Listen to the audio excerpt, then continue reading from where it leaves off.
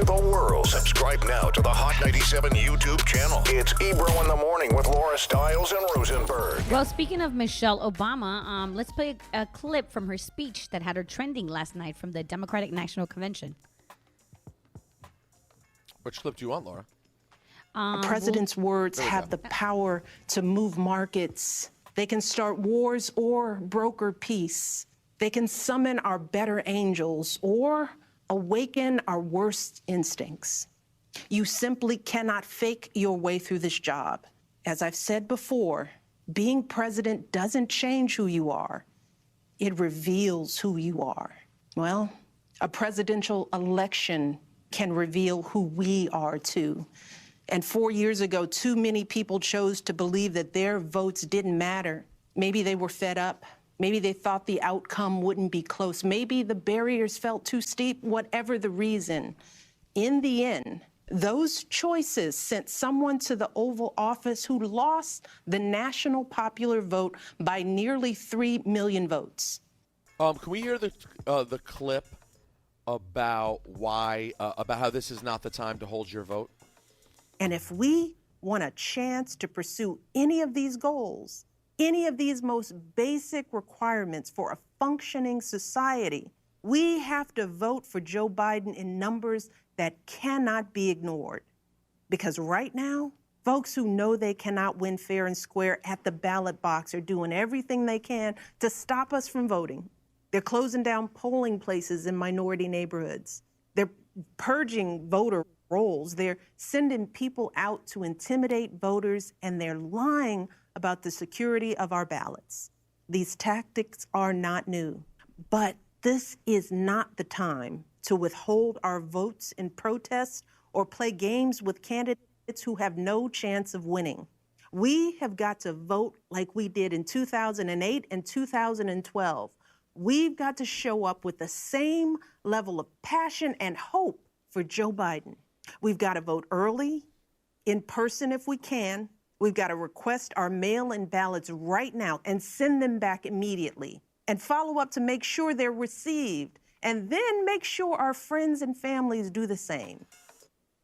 Michelle Obama with the fire.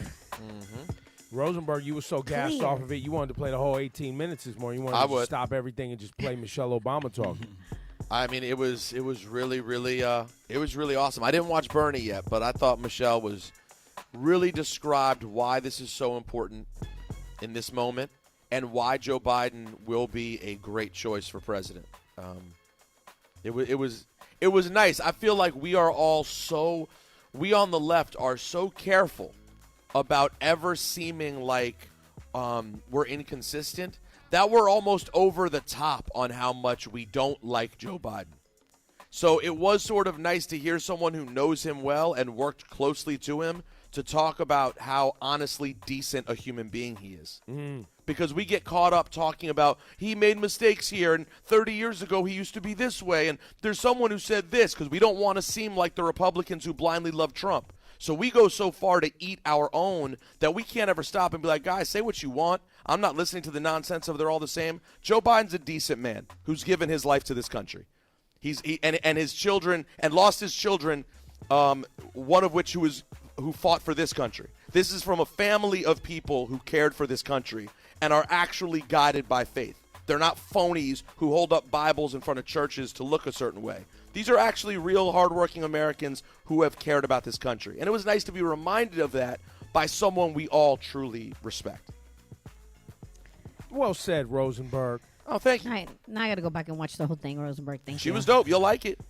All right. In other news, quickly, Chris Rock uploaded a new video where he announces Busta Rhymes' new album. Yo, listen, let me titled tell you something. Extinction Level Event 2. Well, let me tell y'all something. Let me just put it to you like this. But we have it. We have the audio in here, Chris Rock. Yeah, go ahead, listen. You can't with the God Busta Rhymes. You can't with the God Busta Rhymes. You hear me? You can't with the God Busta Rhymes. Okay, all right, I get it. You understand? You. That was what you guys stopped me to hear that. Sorry, go ahead, Ebro. You were saying? Thank you, Chris. We appreciate you, but I really wanted to actually say more than that. You can't F with the God Busta Rhymes? Say more than that. I was actually going to point out that I've heard this album, and if it's the album in the same way that I heard it,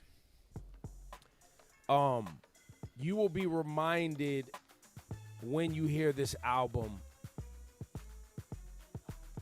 of the greatness of Busta Rhymes.